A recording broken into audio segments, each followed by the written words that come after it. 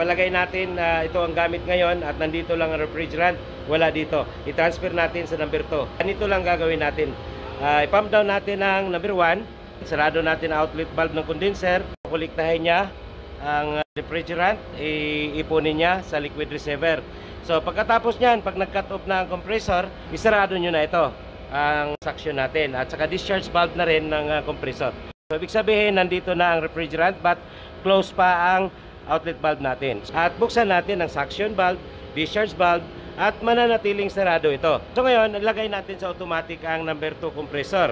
Outlet valve na to, bubuksan nyo at ang refrigerant ay dadaloy doon sa system. At hindi na siya maka-return dito. Dito na siya magre-return dahil ito ang binuksan natin. Okay? So ngayon, pupunta dyan ang refrigerant, papunta sa compressor natin, tataas ang pressure, kakat in ang compressor. So ngayon, kakat in ang compressor, mananatiling sarado ito, iipunin niya ngayon ang refrigerant dito. So, pag okay na, magka-cut off na siya, at nandito na lahat ng refrigerant, dahan-dahan na nating buksan ito, at isarado na natin ito. Itong valve ng number 1.